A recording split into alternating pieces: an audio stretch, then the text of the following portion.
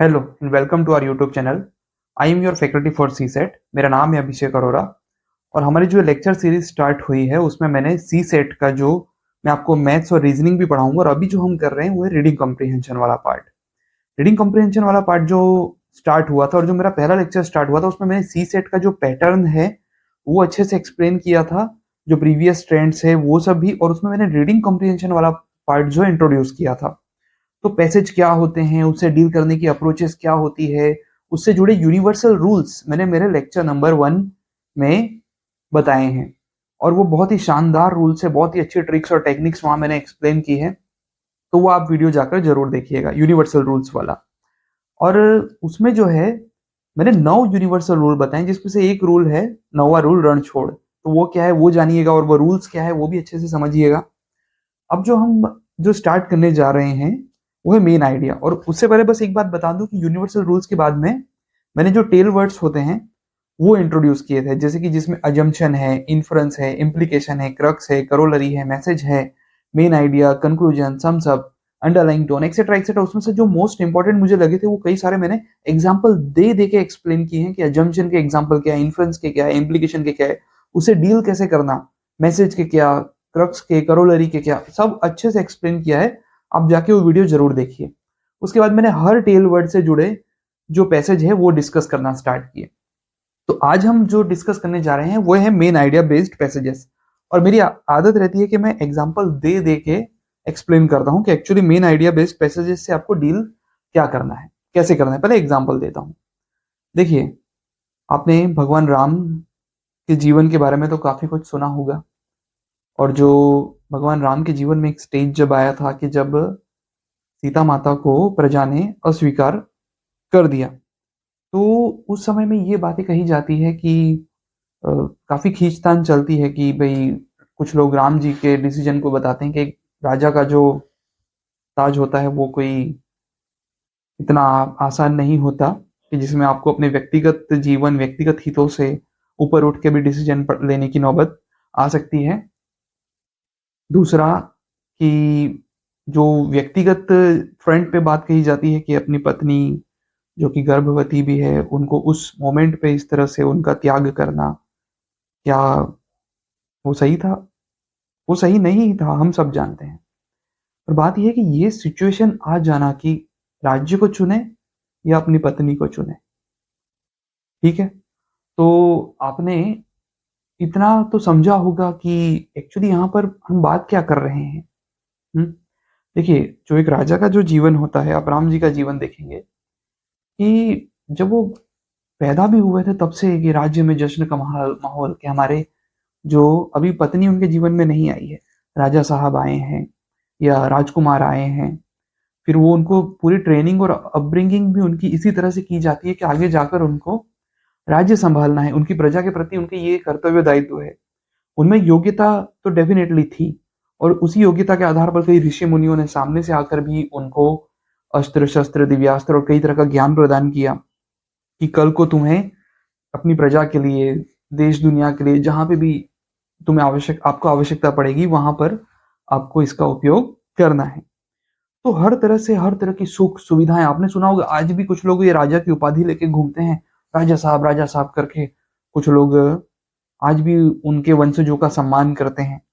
तो मुद्दे की बात है, ये एक इंटाइटलमेंट, ये एक प्रिविलेज, ये एक आपके जन्म के साथ खड़ा हुआ एक कहते हैं ना कि कुछ लोग जो कहते हैं कि भाई जो आप सोने की चांदी की चम्मच के साथ में खाने वाले घर में पैदा हुए हैं, तो आपको जो ये इतनी सुख सुविधाएं संपन्नता मिली है, तो सामने जो प्रजा को भी जो लौटाना है वो उनके लिए हमेशा से, उनके विवाह से, इवन उनका विवाह नहीं भी हुआ होता तब भी उनके लिए एक राजा के पॉइंट ऑफ व्यू से उनकी प्रायोरिटी लिस्ट में रहना था। वो बात अलग है कि अपनी पिता जो कि उस समय राजा भी थे, उनका जो मान सम्मान रखने के लिए, अपने राजा का, अपने पिता का मान सम्मान रखने के लिए उन्होंने 14 वर्ष का वनवास स्वीकार किया, जो कि उनकी पत्नी को नहीं मिला था, उन्हें ही मिला था। लेकिन उनकी पत्नी ने भी साथ में जाने का निर्णय लिया। तो उस निर्णय के बाद हम देखते हैं कि उसके बाद आगे की जो घटनाएं हुई, और एक समय आया कि जब लोग रावण का अंत हुआ, और उसके बाद जो सीता माता की पवित्रता पे लोगों ने क्वेश्चन पूछने शुरू कर दिए। तो बात यह है कि राम जी को पूरा भरोसा था। जो मैंने वाल्मीकि रामायण जो मेरे पास है उसमें मैंने पढ़ा था, इसमें वाल्मीकि ऋषि बोलते हैं कि जिन्हें भगवान वाल्मीकि भी कहा जाता है कि राम भगवान जी को पता है कि उनकी पत्नी निर्दोष है, लेकिन लोकापवाद जो होता है, लोकअपवाद, उसके भय से, लोक निंदा के भय से उन्होंने ये निर्णय लिया। तो बात यह है कि जो प्रजा है उनके प्रति उनकी रिस्पॉन्सिबिलिटी हमेशा से पहले नंबर पे थी। उनका विवाह हुआ होता तब भी और नहीं हुआ होता तब भी, क्योंकि वो एक राजा के तौर पे। बात आती है कि जब इतने सारे लोग जो प्रजा के हैं उनको चुने या अपनी पत्नी को चुने, ठीक है। तो देखें तो एक राजा का केस में उसको हमेशा अपनी प्रजा को प्राथमिकता देनी रहती है। और बात होती है कि कई बार ऐसा रहता है कि एथिकल डिलेमा हम किसको कहते हैं कि कई बार दोनों ही एंगल होते हैं कि आपको ज्यादा गलत और कम गलत में से चुनना होता है। यहाँ पे एक इंसान की बात थी और वहां पे कई सारे इंसानों की बात थी। एक राजा के तौर पे बताया ना मैंने, कई सारे प्रिविलेज के साथ में वो बड़े होते हैं। तो जब प्रजा को सामने कुछ रिटर्न में देने का समय आया और उसी समय ये स्थिति खड़ी हो गई थी कि अपनी पत्नी और प्रजा में से चुनना है, तो एक राजा के तौर पर उनको अपनी जिन जो पत्नी उनसे इतना प्रेम करते थे उनका भी उनको त्याग करना पड़ा, जो कि वो चाहते नहीं थे। चाहते तो दूसरा विवाह भी बाद में कर सकते थे, लेकिन उन्होंने अपना एक विवाह का जो निर्णय था, प्रण था, उसको निभाया और दूसरा विवाह नहीं किया। तो बात यह है कि आप देखेंगे कि इस पूरी प्रक्रिया में जो मेन आइडिया क्या था, मेन आइडिया मेरे ख्याल से दो थे, जिसमें एक तो टॉपिक के तौर पे मैं कह सकता हूं। टॉपिक के तौर पे ये था कि ethical dilemmas faced by Lord Ram, ठीक है। तो ये था टॉपिक, और या इसको मेन आइडिया भी आप एक तरह से कह सकते हैं। और जो मेन आइडिया क्या था, एक और वो कोट आप सुनेंगे तो एक्चुअली वो बाहर का कोट है, लेकिन आप समझ जाएंगे कि ये बात सिर्फ भगवान राम के जीवन तक सीमित नहीं थी, ये हर राजा को बारे में है। वो था seizures wife should be above suspicion. तो बात ये है कि ये विदेशी कोट है, एक ये इंग्लिश भाषा का या रोमन का, मुझे नहीं पता कि किस उसको रोमन में एग्जैक्टली किस तरह से लिखा जाता होगा या लैटिन में कहा जाता होगा। पर इसको कहता है, एक मैंने इंग्लिश का कोट पढ़ा था कि रोमन इंग्लिश का कोट पढ़ा था कि भाई seizures wife should be above suspicion. तो ये चीज आप देखेंगे कि इसका एक और एग्जांपल हमें देखने को मिलता है कि जो निकोलस डायनेस्टी, उनका मुझे एग्जैक्टली अभी नाम याद नहीं आ रहा है, जो रशिया की डायनेस्टी है, जो रास्पुटिन के बारे में आपने यदि सुना होगा, तो वहां पे भी राजा और राजा की पत्नी का ये एंगल आ गया था कि seizures wife should be above suspicion. तो बात ये है कि इस पूरी प्रक्रिया में मैंने बताया मेन आइडिया यही निकल कर आया कि seizures wife should be above suspicion. हम हमारे मन में एक इमोशनल फ्रंट पे ये बात आ सकती है कि प्रजा को ऐसा नहीं सोचना चाहिए था, प्रजा को कन्विंस किया जाना चाहिए था, 10 तरह की बातें। लेकिन उस परिस्थिति में वही एक समय आ चुका था कि एथिकल डिलेमा वाला, कि ज्यादा गलत और कम गलत में से चुनना था। हालांकि कुछ लोग इस बात को भी ज्यादा गलत बोल सकते हैं कि उन्होंने सीता माता के साथ ऐसा क्यों किया, लेकिन एक राजा के तौर पे कई सारी जो जिंदगियां हैं, जो उनको जो प्रिविलेजेस मिले हैं, उनका प्रजा का जो ऋण है उसको चुकाने का समय आया था। तो उस समय में वो डिसीजन नहीं ले सकते थे। हालांकि हमें ये चीज अच्छी तो नहीं ही लगती है जो हुआ। खैर, मेन मेन आइडिया मैंने आपको बता दिया और टॉपिक भी क्या होता है वो बता दिया। ज्यादातर केसेस में होता है कि पैसेज में मेन आइडिया जो होता है वो पैसेज की कही हुई बात को सपोर्ट करता हुआ पाया जाता है। और आप अजम्पशन और इन्फ्रेंस में जनरली देखते हैं कि टुकड़ों में बात होती है, कि कोई पर्टिकुलर टुकड़ा की बात होगी कि यहाँ पे ये अजम्पशन था, तो कोई पर्टिकुलर सेगमेंट से वो अजम्पशन उठा लिया होगा, पर्टिकुलर सेगमेंट से वो इन्फ्रेंस निकाल लिया होगा। लेकिन main idea as a whole, पूरी तरह से जो एक ओवरऑल मीनिंग जो होता है वो, जैसे कि मैंने आपको पूरी कहानी बताई, अगर मैं आपको मेन आइडिया क्या है, ethical dilemmas faced by Lord Ram, या इसको टॉपिक भी बोल सकते हैं। और जो मेन आइडिया के तौर पे seizures wife should be above suspicion, ये एक मेन आइडिया था। चलिए अब हम आगे बढ़ते हैं। चलिए, ये जो पैसेज है, मैं चाहूंगा कि आप पहले वीडियो को पॉज करें और इस पैसेज को पढ़ें। हिंदी में भी अवेलेबल है। ऑप्शंस दिखा देता हूँ आपको। मैं इम्प्लाइड में ये वाला पार्ट करवा चुका हूँ अच्छे से, तो आप इम्प्लीकेशन में जाके देख सकते हैं। और ये भी ठीक है। तो ऑप्शन आपको दिखा दिए मैंने। आप वीडियो को पॉज कीजिए और पढ़िए ये। अब मैं मान लेता हूं कि आपने वीडियो को पॉज किया और ये पढ़ लिया है, तो अब मैं से डिस्कस करना तो स्टार्ट करने का सोच रहा था, बट मेरा मानना है कि जो मैं आपको आंसर बता दूंगा, आप मैसेज बेस्ड पैसेज में जाइए। और मैसेज बेस्ड पैसेजेस में, एक मिनट, सॉरी, इम्प्लीकेशन बेस्ड, हाँ, इम्प्लीकेशन या इम्प्लाइड वाले पैसेजेस में जाइए। उसमें मैंने ये the majority of people who fail to accumulate money, ये बहुत अच्छे से फ्लो चार्ट बना के एक्सप्लेन किया है। आप सोचेंगे कैसा फ्लो चार्ट? आप इम्प्लीकेशन बेस्ड पैसेजेस पे जाइए, उसमें आपको ये फ्लो चार्ट देखने को मिल जाएगा, और ये पैसेज से जुड़ा जो पहला क्वेश्चन मैंने सॉल्व करवाया था वो भी देखने को मिल जाएगा। तो मैं चाहता हूं कि इसमें जो आंसर क्या था इम्प्लाइड का, तो आप देख लीजिएगा कि there are people who fail to accumulate money for their needs. तो ये इम्प्लाइड था। अभी इम्प्लाइड क्या होता है मैं वहां एक्सप्लेन कर चुका हूँ, एक एक एग्जांपल देके एक्सप्लेन कर चुका हूँ। टेलवर्ड में तो मैंने बहुत डिटेल में एक्सप्लेन किया और बहुत अच्छे से एक्सप्लेन किया है। ऑप्शन सी इसका आंसर था। मैं पैसेज डिस्कस कर चुका हूं, मैं नहीं कर रहा हूं डिस्कस, ऐसा नहीं। आप जाइए और इम्प्लीकेशन वाला वीडियो देखिए। What is the main idea of the passage? People should not be influenced by the opinion of others. People should accumulate as much money as they can. देखो, पैसेज जो है वो इस बारे में बात कर रहा है कि देयर आर पीपल, ऐसे लोग हैं कि भाई जो दूसरों के ओपिनियन से इन्फ्लुएंस हो जाते हैं, ऐसा। फिर लोग तो रेडी बैठे हैं कि आपको अपना ओपिनियन देने के लिए। इस बारे में बात कर रहा है कि भाई जो fail to accumulate money for the needs, वो जल्दी से किसी की बातों में आ जाते हैं, ऐसे ज्यादातर लोग मौजूद है। तो बात वो हो रही है, पीपल को मनी एक्यूमुलेट करना चाहिए या नहीं करना चाहिए, इस बारे में ये पैसेज नहीं है। तो ये मेन आइडिया हो ही नहीं सकता। People should neither give nor accept the opinions. देखो, ऐसा भी पैसेज में नहीं कहा गया है कि लोगों को ओपिनियन ना तो लेना चाहिए ना ओपिनियन देना चाहिए। पैसेज में क्या कहा गया है? पैसेज में कहा गया है कि भाई, कि देखो, लोग हैं जो अक्यूमुलेट नहीं कर पाते, ऐसे एक अच्छा वर्ग है, एक है कुछ लोग हैं, वो मैंने फ्लो चार्ट बना के एक्सप्लेन किया है कैसे, आप देखिएगा जाके। उसके बाद है कि भाई न्यूज़पेपर्स और गॉसिपिंग नेबर्स जो है वो उनका काम करने लगते हैं। फिर बताया है कि भाई ओपिनियन चीपेस्ट कमोडिटी, कोई भी आकर आपका ओपिनियन, रास्ता चलता आपका ओपिनियन दे जाएगा। इससे जुड़ा एक जोक भी मैंने सुनाया था वहां।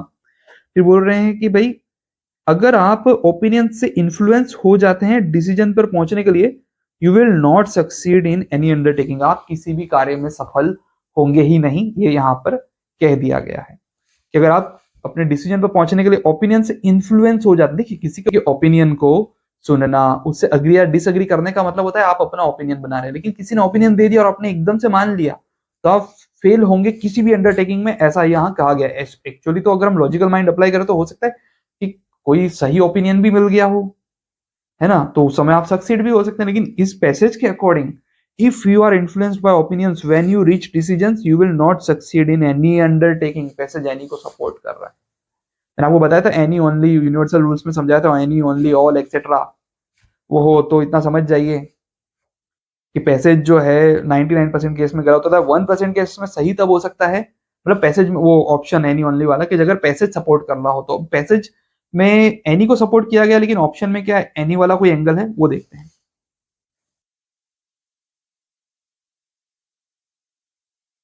ये गलत था, ये गलत था। People will succeed in any undertaking. अब देखो एनी आया तो आप बोलोगे हाँ, if they do not accept opinion at all. Any भी एक्सट्रीम आया, इधर एक दूसरा एक्सट्रीम एट ऑल। देखो बात क्या हो रही है, बोला गया है उसका उल्टा बोला जा रहा है, और वो भी कैसे, कंफ्यूजिंग शब्दों का चयन अजीब सा है। अजीब सा इसलिए है, बोला क्या जा रहा है कि अगर आप किसी डिसीजन पर पहुंचते हैं, उस समय आप दूसरों के ओपिनियन से इन्फ्लुएंस हो जाते हैं, तो आप किसी भी अंडरटेकिंग में सफल नहीं होंगे। अर्थात कह रहे हैं कि तो आप असफल होंगे। असफलता का जिक्र है। किसका जिक्र है? असफलता का। लेकिन आप बिल्कुल भी ओपिनियन नहीं लेंगे तो किसी भी जगह आप सफल हो जाएंगे। ये तो बहुत ही ज्यादा एक्सट्रीम में हम पहुंच गए। ऐसा तो कहीं नहीं कहा गया, असफलता को लेके कहा गया है, सफलता को लेके नहीं कहा गया कि ओपिनियन नहीं लोगे तो तुम कहीं पे भी सफल हो जाओगे। कॉमन सेंस वाली बात भी नहीं है, पैसेज के अकॉर्डिंग बोल रहा हूँ। People should not be influenced by the opinion of others, ये लास्ट पैसेज में यही तो कहा गया है कि आपको दूसरों के ओपिनियन से इन्फ्लुएंस नहीं होना, वरना फेल हो जाओगे। यही तो मेन आइडिया है। और पैसेज में कही हुई बात को सपोर्ट भी तो कर रहा है। मैंने आपको बताया था कि मेन आइडिया वाले में वो पैसेज की बातों को सपोर्ट करेगा। बात ये है। चलिए, तो आप हम हमारे नेक्स्ट पैसेज पे आ गए हैं, तो वीडियो को पॉज कीजिए और खुद से इसे अटेम्प्ट कीजिए, पढ़िए। मैं आपको हिंदी में भी दिखा देता हूँ, ऑप्शन भी देख लीजिए।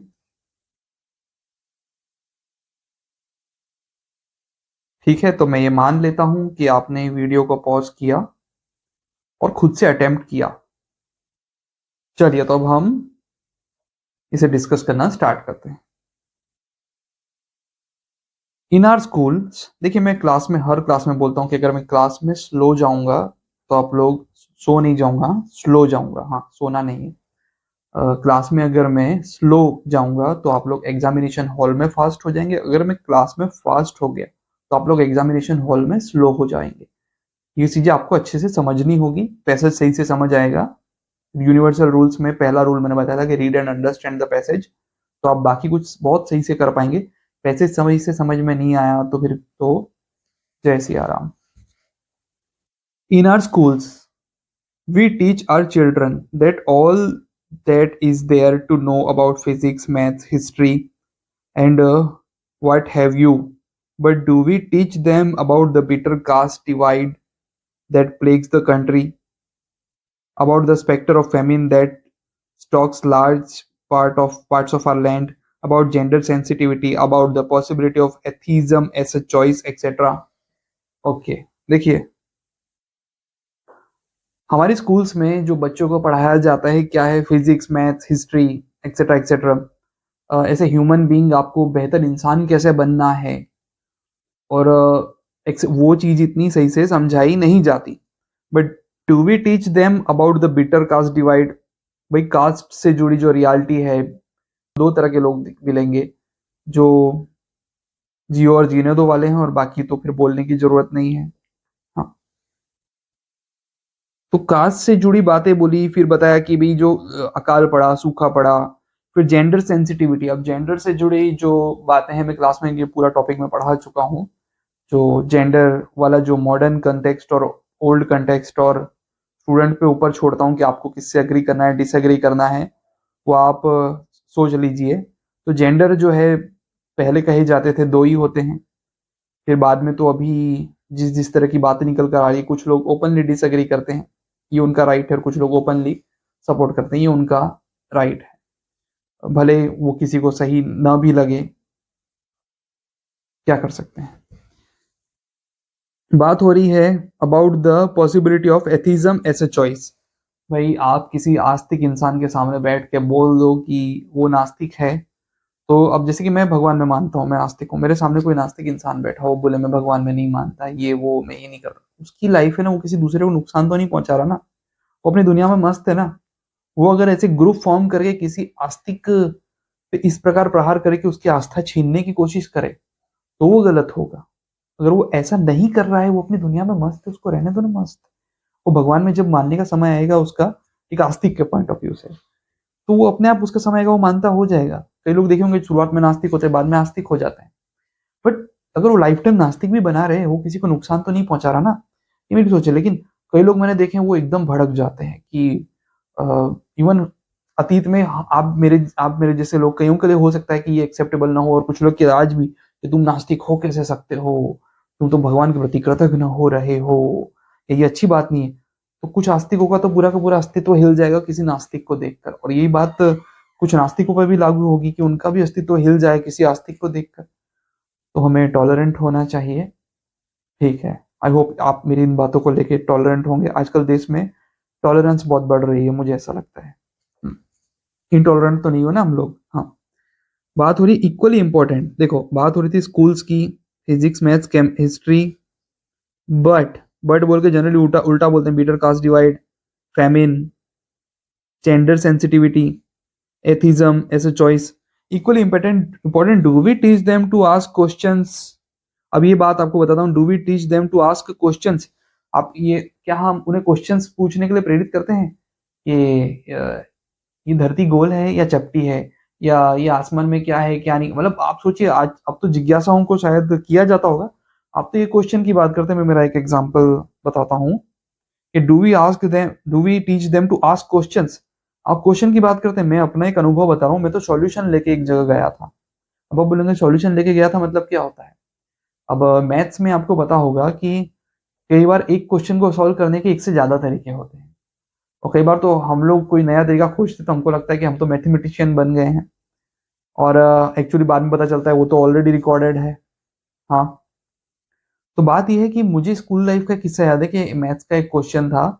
एक सर थे, मैं उनका नाम नहीं लूंगा, जिक्र नहीं करूंगा, ऐसे ओवरऑल ठीक थे, लेकिन उस फ्रंट पे मुझे थोड़ा सा एक अजीब महसूस हुआ था कि वो किस तरह की बात कर रहे हैं। वो सीन ऐसा था कि सॉल्यूशन, मैंने बताया ना, मैं सॉल्यूशन लेके गया था, एक मैथ्स का एक क्वेश्चन था, क्लास में उन्होंने एक तरीके से कराया।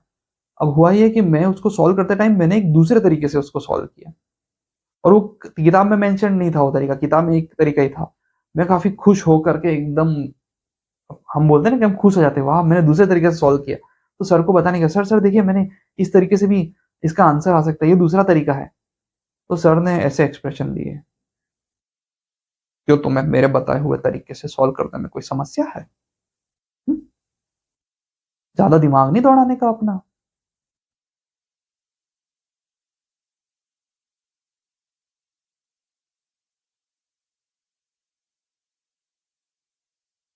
क्या क्वेश्चन पूछेंगे ऐसी जगह पे हम लोग, और क्या सॉल्यूशन भी लेके जाएंगे नए नए। लोगों के ईगो कई बार प्रिवेल कर जाते हैं। गुरु शिष्य परंपरा में कुछ अच्छे लोग भी आपको देखने को मिलते हैं, तो कुछ ऐसे भी दिखेंगे जो जिन जो ये लेबल लगा के घूम रहे हैं वो गुरु कहलाने के योग्य होंगे या नहीं होंगे, वो एक अलग बात है। हाँ, इस घटना में तो वो दूसरे फ्रंट पे ठीक थे वो, बस उस फ्रंट पे थोड़ा सा मुझे गड़बड़ लगा था। लेकिन कई दूसरे ऐसे नमूने आपने अपने स्कूल कॉलेज लाइफ में देखे होंगे कि जिनको टीचर कहलाए जाने का या गुरु कहलाए जाने का कोई हक नहीं होगा, फिर चाहे वो पुरुष हो, स्त्री हो, कोई भी हो। ठीक है। हाँ, तो अब आ जाते हैं, इधर उधर की बातें करना भी कई बार जरूरी होता है, काम की होती है। और do we teach them only passively to do we teach them only to passively receive our wisdom? देखो मैं तो एक्टिवली विजडम दे रहा हूँ आपको, आप पैसिवली विजडम की क्या बात करते हैं? From the cocooned world of school, suddenly the adolescent finds himself, herself in the unfettered world of university। ठीक है भाई, स्कूल से यूनिवर्सिटी में आ गया। Here he is, he she, चलो अच्छा ही शी दिया है, दोनों दिया है। Is swept up in a turmoil of ideas, अब वहां पे उसको कई सारे आइडियाज देखने को मिलते हैं, influences and ideologies for someone. अब देखो होता ये है कि यूनिवर्सिटी या मैं कहता हूँ आप फील्ड पे निकल गए, आप किसी ऐसे माहौल में चले गए कि अब वहां पर ना अलग अलग जगह की आइडियोलॉजी वाले लोग आकर आपसे मिलने शुरू हो चुके हैं। तो 10 तरह के लोग आएंगे, 10 तरह की बातें बोलेंगे। 4 लोगों को आपकी बातें पसंद आ सकती है, 6 लोग को नहीं, कई बार 6 लोग को पसंद आ सकती है, 4 लोग को नहीं। आपको खुद को मनन मंथन करना रहेगा, आपके खुद के कई थॉट्स, बिलीव्स हिल सकते हैं कि भाई इस बात से आपको सहमत होना है, असहमत होना है, या अभी तक सहमत होते आए थे, क्या अभी इसको छोड़ना है या इसको कंटिन्यू करना है, इस थॉट को। इस तरह की बातें हैं। For someone who has been discourage from asking questions, ऐसे लोग कि जिनको क्वेश्चन पूछने से लेकर के डिस्करेज किया गया है कि पूछो ही मत, फालतू के क्वेश्चन नहीं पूछने के मेरी क्लास में। हाँ, ऐसी अप्रोच के साथ में जिनको स्कूल लाइफ या कॉलेज लाइफ उन्होंने देखी है, इधर उधर की बातें नहीं करने की, जो किताब के बाहर का मत पूछना।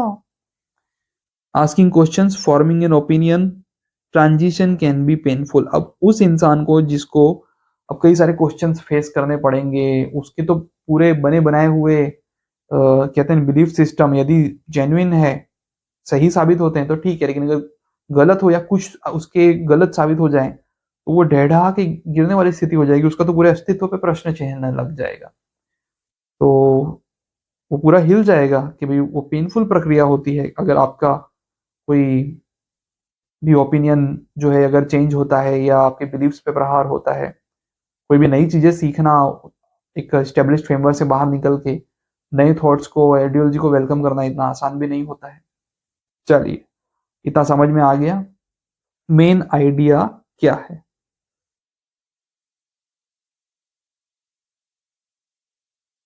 School curriculum is not compatible with the expectations of children and parents। देखिए, स्कूल करिकुलम जो है, बात क्या हो रही है, चिल्ड्रन और पेरेंट्स की जो एक्सपेक्टेशंस है उसकी बात नहीं हो रही है। फील्ड पे जब आए जाओगे तब आपके साथ क्या होगा या हो सकता है उसकी बात हो रही है। बात हो रही है कि मान लो भाई पेरेंट्स की जो एक्सपेक्टेशन हो, बच्चों की वही एक्सपेक्टेशन हो, वही चीज भी वहां मिल रही हो। बच्चे और पेरेंट्स वो एक्सपेक्ट ही नहीं कर रहे हो कि फील्ड पे जाके अरे क्या रेशियल डिस्क्रिमिनेशन, क्या जेंडर सेंसिटिविटी, क्या ये फेमाइन या ये वो, अपने तो मस्त अपनी मस्ती में है ना। हाँ, दुनिया में क्या चल रहा है हमको क्या। अगर वो इस एक्सपेक्टेशन को लेके चल रहे हैं तो उनको तो स्कूल करिकुलम से कोई लेना देना ही नहीं है ना। स्कूल करिकुलम तो उनकी एक्सपेक्टेशन के अकॉर्डिंग भी हो सकता है। गया। Emphasis on academic achievements does not give time for development of personality and skills।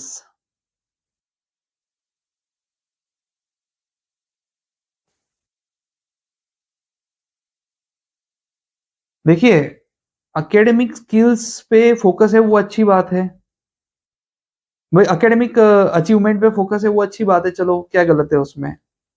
बात हो रही है टाइम का, एंगल थोड़ी ना है कि उनके पास टाइम नहीं है। बात यह है कि आप जो है उसी पे आपका फोकस जो है वो एकेडमिक अचीवमेंट पे है, हमारे प्रेजेंट सिस्टम का। ठीक है, अगर मान लो कि चेंज ला दिया जाए तो फिर दोनों पे फोकस आने लग जाएगा कि एकेडमिक अचीवमेंट पे भी फोकस आ जाएगा और फील्ड पे जाके क्या क्या देखना है, कैसी चीजों से डील करना है, उस पर भी फोकस आ जाएगा। Simple.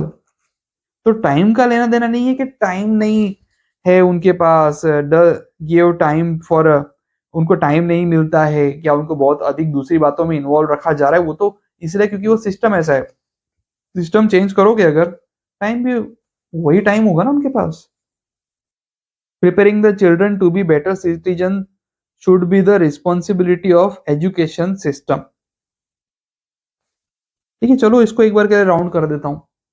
To be a better citizen the present world order demands societal and life coping skills in addition to academic content. तो बोल रहे हैं देखो, ये मेन बात को सपोर्ट कर रहा है, मेन आइडिया है एक तरह से वो, और बच बचा के मेरे को यही सबसे ज्यादा सही लग रहा है। पैसेज में मेन आइडिया कैसे है। अब आप बोलोगे मेन आइडिया कैसे है, एग्जाम्पल ये सामने है ना आपके, सोचो मेन आइडिया कैसे हो सकता है। जो मैंने बताया था टुकड़ों में नहीं है ये।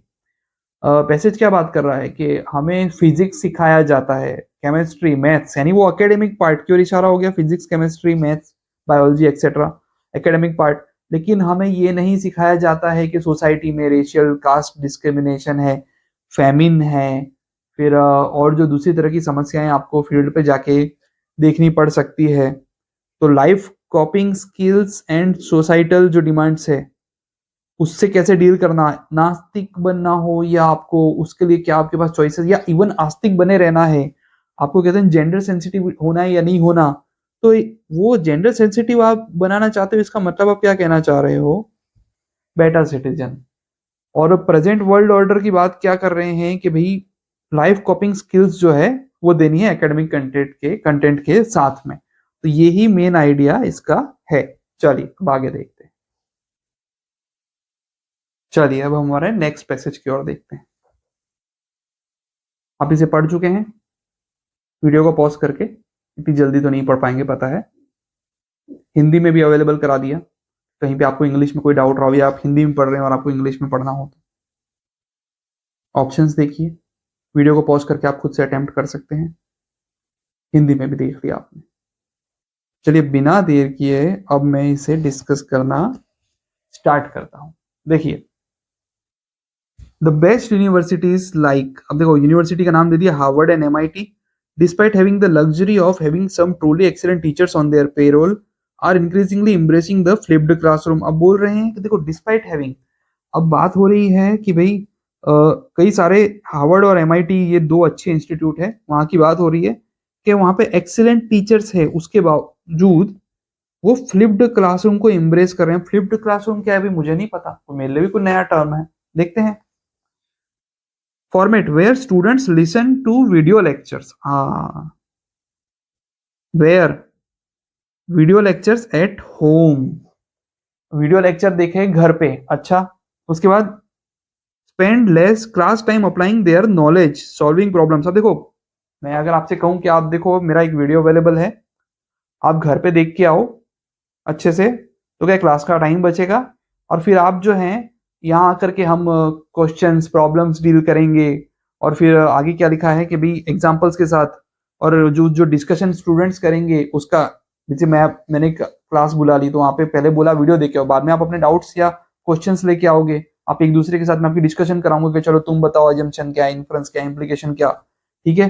तो ये मैं बीच में एंटर हो गया वहां पे, तो बात हो रही है कि जो वहां के जो लेक्चरर्स हैं वो क्या कर रहे हैं, पहले वीडियो लेक्चर अवेलेबल करा रहे हैं, घर पे देख के आओ, उसके बाद क्लास में जब तुम आओगे तो सॉल्विंग प्रॉब्लम्स, डिस्कसिंग एग्जांपल्स, और प्रोफेसर गाइड करेंगे wherever necessary, explaining those bits that seem to be eluding to students and throwing in advanced ideas that happen to be topical. यानी कि बाद में वो एक बता रहे हैं कि जहां पे जरूरत लगेगी वो टीचर वहां पे आगे एक्सप्लेन करेंगे, यही बात बताई हुई है। These universities have made their video lectures available free for anywhere in the world. अब देखो, इन यूनिवर्सिटीज ने क्या किया कि अपने वो वीडियो लेक्चर फ्री में अवेलेबल करवा दी। They are also encouraging colleges and universities all over the world to integrate these online courses into their own pedagogy. वो बोल रहे हैं यूनिवर्सिटीज को कि भाई अपना जो पढ़ाने का तरीका है, तुम्हारा पेडागोगी, जो तुम्हारी जो भी करिकुलम है, तुम्हारा स्टाइल है, तुम्हारा सिस्टम स्ट्रक्चर है, उसके अकॉर्डिंग तुम इन वीडियो लेक्चर्स से सीखो। तुम्हारे यहाँ पे छोटे मोटे मॉडिफिकेशन के साथ कंटेंट को डाइल्यूट किए बिना भी आगे आएगा, या वही मतलब है कि भाई, हाँ, वही कि भाई कंटेंट, मुद्दे की बात यह है कि भाई कंटेंट को ध्यान में रख के तुम अपनी जरूरत के आधार पे उसको बना लो। तो बात हो रही है कि भाई जो यूनिवर्सिटीज को बोल रहे हैं फ्री के वीडियो लेक्चर है, उससे बहुत अच्छे हाई क्वालिटी के हैं, देखो और अपने स्टूडेंट्स को उससे सिखाओ अपनी जरूरतों के आधार पर। Picking that pieces that appropriate for their needs, देखो pieces appropriate for their needs, building a package around them.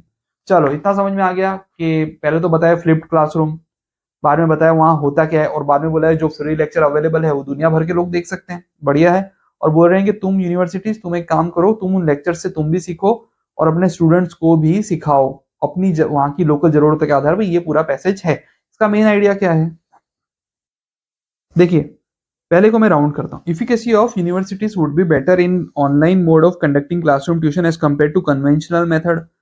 Efficacy of universities, देखो एक तरह से तो ये थोड़ा सही लगता है कि भाई जो यूनिवर्सिटीज हैं वो बेटर कर पाएंगे online mode of conducting classroom, लेकिन आगे जाके देखो कन्वेंशनल मेथड, देखो कन्वेंशनल मेथड जो है ना वो गया थोड़ी ना है, अभी भी बच्चे क्लास में आ तो रहे हैं ना, पूरी तरह से ऑनलाइन थोड़ी ना हो चुके हैं। जरूरत तो अभी भी है स्टूडेंट्स को कि आओ क्लास में स्टूडेंट के साथ डिस्कशन करो, जहाँ गैप की जरूरत, जहाँ पर जरूरत होगी वो वहां पर भाई टीचर आ जाएगा। अब जैसे कि मैं हूँ, अभी मैं जितनी बार जाता हूँ कोचिंग्स में, ये खुशी की बात ये है कि भाई हमको तो क्या होता है, हम वहाँ जाते हैं, लेक्चर्स देते हैं, हमारी फीस ली, निकले, लेकिन जहाँ पे भी जाते हैं कॉमन कुछ बातें हमको पढ़ानी पड़ती है, कुछ अपडेशन होता है, ठीक है, लेकिन कुछ बातें तो काफी कॉमन होती है, तो ऐसा लगता है भी एक ही वीडियो लेक्चर अवेलेबल करा दो। ठीक है। Availability of higher education can be made easier and cheaper without diluting the content, ये हो सकता है। चलो ये पहला तो गया कि कन्वेंशनल मेथड को से बेटर बताया था। कन्वेंशनल मेथड जो है वो अभी भी एग्जिस्ट करता है, और उसका कोई बहुत ज्यादा उसके बीच की खींचतान नहीं बताई है पैसेज में कि ऑनलाइन ले जाओ, ऑनलाइन ले जाओ। We need not invest much in infrastructure related to higher education and yet develop better human and social capital। देखो पैसेज का मेन आइडिया इंफ्रास्ट्रक्चर के आसपास नहीं है, क्या बोला कि तुम दुनिया भर की यूनिवर्सिटीज तुम हमसे सीखो और आगे सिखाओ अपने यहाँ पे इंटीग्रेट करके, ये एक तरह का मेन आइडिया है। अभी क्या, और चलो इंफ्रास्ट्रक्चर तो क्या करोगे, वो जो ऑनलाइन बच्चों को पढ़ा रहे हो तो बाद में आएंगे क्लास में कहीं तो बैठेंगे ना, रास्ते पे तो नहीं बिठाओगे ना, या कोई भी रैंडम जगह पे चलो आज यहाँ इकट्ठे हो जाते, कल वहाँ इकट्ठे हो जाएंगे।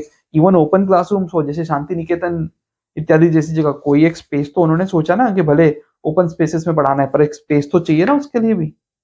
तो इंफ्रास्ट्रक्चर तो किसी भी तरह से तुमको चाहिए, क्योंकि स्टूडेंट्स को वहाँ बुलाना भी है। और वर्ल्ड वाइड जो यूनिवर्सिटीज हैं, क्या वो भी इस तरह से करेगी? जितनी भी यूनिवर्सिटीज मौजूद है भाई, हर यूनिवर्सिटी में भी पॉसिबल नहीं है, और इशारा भी नहीं है पैसेज में, वो मेन आइडिया भी नहीं है। Private sector institutions in higher education as well as coaching institutes can take advantage of these opportunities and thrive well. देखो, प्राइवेट सेक्टर हो, पब्लिक सेक्टर हो, कोई भी यूनिवर्सिटी हो, वो एडवांटेजेस ले सकती है, लेकिन थ्राइव करने के लिए नहीं, स्टूडेंट के बेनिफिट के लिए बात हो रही है।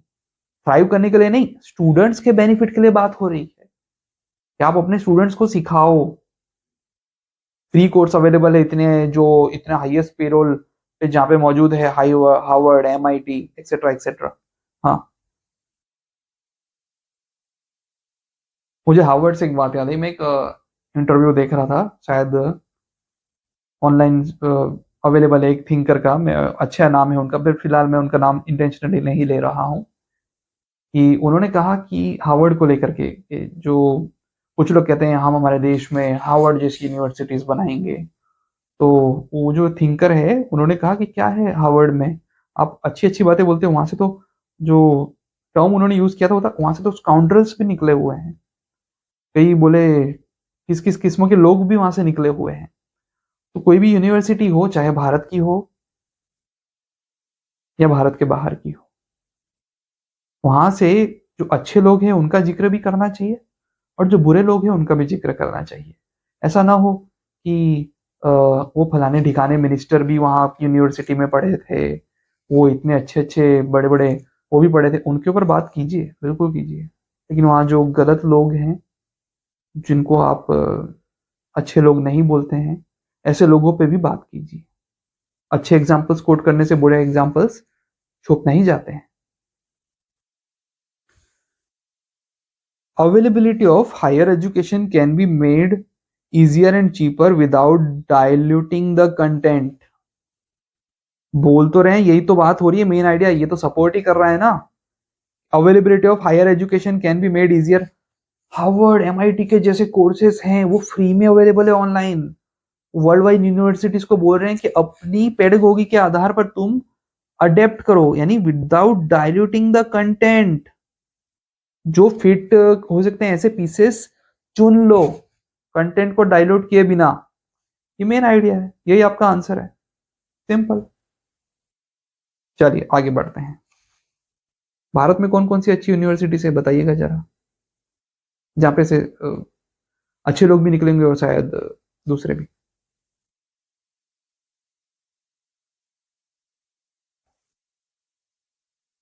चलिए ये पैसेज को आप पढ़िए।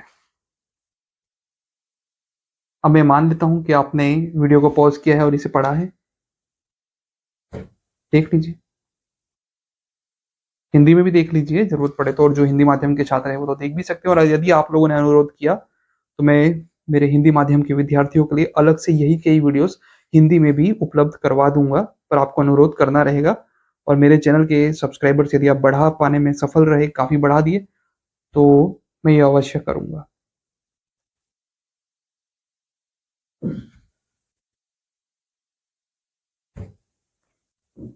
ऑप्शंस भी आपने देख ली, खुद से अटेम्प्ट कर लिया होगा, वीडियो को पॉज आप कर सकते हैं। चलिए अब मैं इसे अटेम्प्ट करना स्टार्ट करता हूँ। पहले तो समझ लेते हैं, पॉलिटिकल थियरिस्ट्स यानी थियरी देने वाले, कॉन्स्पिरेसी थियरी की बात नहीं हो रही, ध्यान बड़ा खींचती है वो ऐसे। No doubt have to take history of injustice, सीधी सी बात है, जो इनजस्टिस अर्थात अन्याय का जो इतिहास है उसकी बात तो करनी ही रहेगी। मैन आयोग बनना चाहिए, हम नेशनल मैन कमीशन ऐसा कुछ, हाँ, जैसे विमेन का आयोग है वैसा मैन आयोग भी बनना चाहिए। क्यों बोल रहे हैं, क्या समय काल चल रहा है, आपको पता है कि मैं ये क्यों बोल रहा हूँ। For example untouchability, seriously,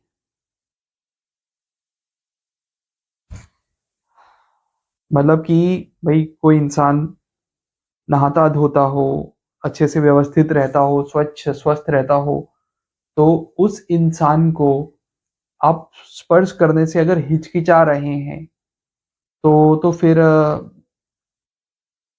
Shabari के बेर वाली कहानियां लोगों को क्यों सुना रहे? भाई कोई स्वच्छ हो, साफ सुथरा रहता हो, तो उसको तो स्पर्श करने में हमें कोई आपत्ति नहीं होनी चाहिए। पर बात हो रही है कि जो नहाते धोते साफ सुथरे स्वच्छ है, उनके जन्म के आधार पर उनको अस्पृश्य बताना, कहते हैं कि भी अनटचेबल बता देना, वो गलत है। और इस बात को तो हमें सीरियसली लेना होगा। आम्बेडकर जी के लाइफ के जुड़े कुछ किस्से जो हैं, वो जो रिकॉर्डेड मैंने पढ़े थे, उन्होंने ही रिकॉर्ड किए हैं। उसमें उन्होंने जिस तरह की बातें बताई है, तो दिखाता है कि भी क्या सोशल फ्रंट पे क्या क्या स्थितियां थी और क्या क्या अस्पृश्यों ने फेस किया है। ये तो ग्राउंड रियलिटी है। आज भी कई बार सुनने में आता है कि भाई जो मंदिर है, तो वहां पे प्रवेश के लिए आज भी कुछ लोगों को संघर्ष करना पड़ रहा है। तो एक हिंदू संस्कृति, वैदिक सनातन संस्कृति से होने के नाते मेरा ये अनुरोध है मेरे हिंदू भाई बहनों से कि आप इस विषय का संज्ञान लेंगे, क्योंकि फिर उन लोगों को कई और अन्यों के द्वारा प्रभावित करना आसान हो जाता है। तो ये भी एक तरह से अच्छा नहीं है। हाँ, एक धर्मनिरपेक्ष भारत में ये बात मैं कर सकता हूँ।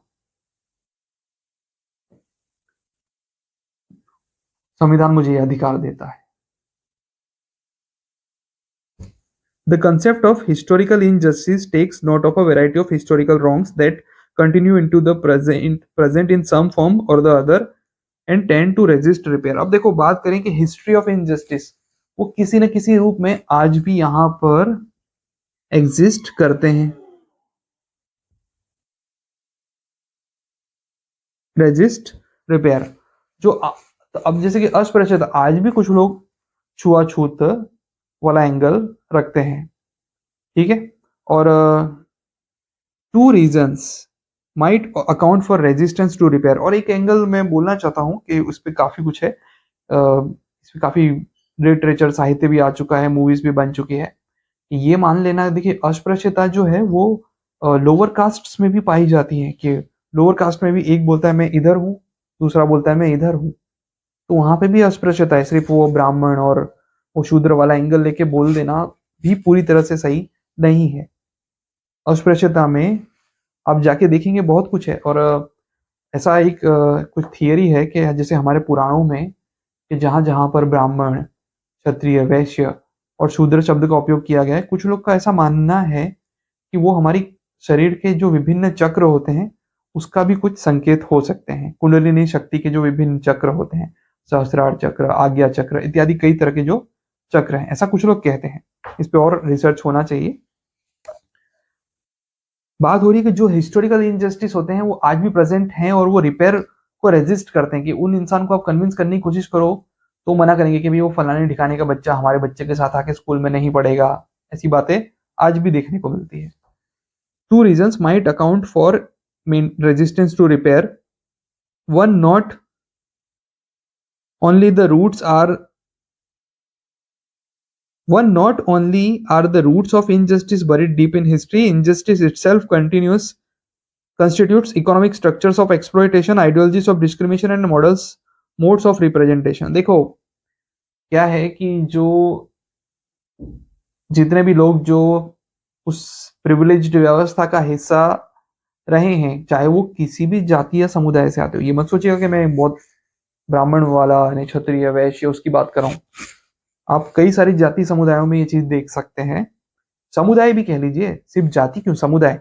अगर उसका कोई प्रिविलेज है वो उसको छोड़ने को तैयार नहीं ही होगा, वो अपनी रेजिस्ट करेगा ही। और बात होगा कि वो आज भी किसी न किसी रूप से इकोनॉमिक स्ट्रक्चर्स ऑफ एक्सप्लॉयटेशन वो बने रहेंगे। जैसे कि वो कुछ लोग का मानना है कि जो मुस्लिम प्रैक्टिसेस कुछ एक हैं, जो हलाला से जुड़ी प्रैक्टिसेस या दूसरी जितनी भी प्रैक्टिसेस हैं, वहां पे भी वो एक्सप्लॉयटेशन, या कुछ लोग का मानना है कि पैसा कमाने का कुछ लोग के लिए जरिया बना हुआ है, तो वो नहीं चाहते हैं कि वो प्रैक्टिसेस को कोई आए। क्योंकि जनरली हम अस्पृश्यता का जिक्र आया है और किसी भी चीज का, कि आम्बेडकर जी ने भी कहा है कि अस्पृश्यता वाला एंगल तो ऐसा था कि वो कहीं शायद कोई किस्सा मैंने सुना था, वो किसी का किस्सा बता रहे थे, शायद खुद का ही कहीं का, कि कोई कहीं से कुछ पानी निकालने जा रहा था तो वहां पे मुस्लिम व्यक्ति आ गया और कहने लगा कि तुम यहाँ से पानी कैसे निकालोगे। तो ये अस्पृश्यता वाला एंगल तो ऐसा ही, रिलीजन स्पेसिफिक भी नहीं है, कि ऐसा नहीं है कि सिर्फ एक रिलीजन तक सीमित है।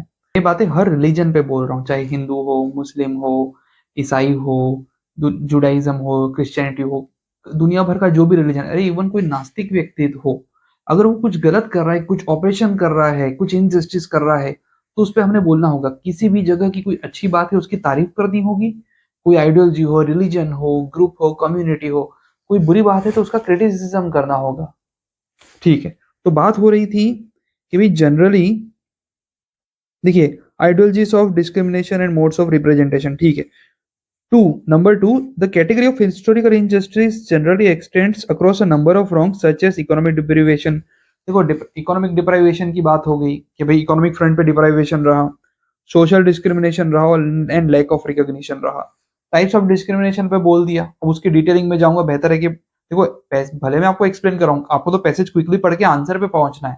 ठीक है, वो क्विकली पढ़ के आंसर पे कैसे पहुंचेंगे, ये बातें मैंने आपको यूनिवर्सल रूल्स में अच्छे से एक्सप्लेन की हुई है। चलिए, द कैटेगरी इज कॉम्प्लेक्स। अब बोल रहे कॉम्प्लेक्स है ये कैटेगरी, कैसे कि overlap between a number of wrongs. For example कि भाई कोई लेडी है, कोई एक स्त्री है, ठीक है, तो स्त्री होने के चलते उनका अगर कहीं शोषण कुछ हुआ, ठीक है। दूसरा कि अगर वो दलित भी है तो साथ में वो अस्पृश्यता वाला एंगल भी आ गया, ठीक है। और देखो इसका तो अब एक नया मॉडर्न वर्जन जो जनरली आ रहा है, जो अब देखते हैं कि देखो बात हो रही है पुरुषों की भी, कि अब जैसे कि अभी पुरुषों के विरुद्ध जो जिस तरह के कानून है पुरुष विरोधी, तो उसमें होता ये है कि कई बार जैसे कोई स्त्री जो है वो गई केस फाइल करने के लिए, तो वकील लोग खुद से आइडिया देते हैं कि आपका केस को डोमिनेंट और पावरफुल बनाना है तो हमें ये झूठे आरोप भी लगाने रहेंगे। तो जब आप इस हद तक चले ही गए हो तो कई बार वो आरोप लगा भी देते हैं। डाउरी से जुड़े कहते हैं कि कई सारे, लगभग कुछ लोग का मानना है 70 to 80% केसेस गलत पाए जाते हैं। जो सेक्शन 498 है, ए है, उसका भी दुरुपयोग काफी हुआ है, इस पे भी बात काफी हुई है। तो बात हो रही है कि भाई किसी भी तरह का डिस्क्रिमिनेशन या इनजस्टिस किसी के भी साथ हो वो गलत है, किसी भी जेंडर के साथ हो। But because one or the other wrong, generally discrimination tends to acquire partial autonomy from others. देखो डिस्क्रिमिनेशन में होता क्या, किसी से उसकी ऑटोनॉमी या उसका कुछ पार्ट छीन लेना। एक ऑपरेशन होता है, वो ऑपरेस करता है। ऑपरेशन कोई भी हो सकता है, पुरुष स्त्री कोई भी, किसी भी रिलीजन, किसी भी समुदाय एक्सेट्रा से। This is borne out by the history of repair in India, यानी हिस्ट्री ऑफ रिपेयर जो इंडिया की है उससे ये निकल कर आया है। ठीक, अब हम ऑप्शंस की ओर देखते हैं। अब इसमें बात हो रही है कि मेन आइडिया क्या है। तो untouchability in India has not been taken seriously by political theorist. देखो क्या ये पैसेज को सपोर्ट कर रहा है, ऐसा है कि भाई हिस्ट्री ऑफ इनजस्टिस को तो रिकॉर्ड किया गया है, तो पॉलिटिकल थियरिस्ट ने सीरियसली नहीं लिया, ये तो एक अपोजिट और रॉन्ग इन्फॉर्मेशन हो गई। चलिए अब हम आगे आते हैं। Historical injustice is inevitable in any society and is always beyond repair. देखो बियॉन्ड रिपेयर नहीं है, इनएविटेबल वाला एंगल भी थोड़ा अजीब लगता है, लेकिन बोले कि अगर कहीं पे कुछ भी अगर हिस्टोरिकल इनजस्टिस है, बियॉन्ड रिपेयर नहीं है। रिपेयर तो हुआ है लेकिन जितना चाहिए था उतना नहीं, रिपेयर रेजिस्ट हो रहा है। Social discrimination and deprivation have their roots in bad economics. देखो इकोनॉमिक्स, बस एक बार इकोनॉमिक डिप्राइवेशन का जिक्र हुआ है, लेकिन बैड इकोनॉमिक्स, इकोनॉमी अच्छी हो तो क्या वहां डिप्राइवेशन नहीं होगा, क्या डिस्क्रिमिनेशन नहीं होगा, ऐसा किसने बोल दिया? पैसेज में भी नहीं बोला है। It is difficult, if not impossible, to repair every manifestation of injustice। ये पैसेज में कहीं बात को सपोर्ट भी कर रहा है। कैसे? कॉम्प्लेक्स है, डिफिकल्ट दिख रहा है आपको इधर कि कॉम्प्लेक्स है, डिफिकल्ट वर्ड आपको दिखा है इधर वो पैसेज में। दूसरा कि इम्पॉसिबल नहीं है, ये बात सच है, लेकिन रिपेयर जो है वो रेजिस्टेंस वाला शब्द आपको दिखा कि रिपेयर रेजिस्ट हो रहा है, कहा गया है ना। तो मेन आइडिया यही है कि it is difficult if not impossible to repair every manifestation of historical injustice, ये इसका मेन आइडिया है। चलिए देखिए, आज का हमारा लेक्चर यहीं समाप्त होता है। यदि आप चैनल पर नए हैं तो चैनल को सब्सक्राइब कीजिए, वीडियो को लाइक कीजिए, कमेंट कीजिए और शेयर कीजिए, और ज्यादा से ज्यादा लोगों तक ये बात फैलाइए, हमारे इस पहल को पहुंचाइए और हमसे जुड़े रहिए। थैंक यू सो मच, धन्यवाद, नमस्कार।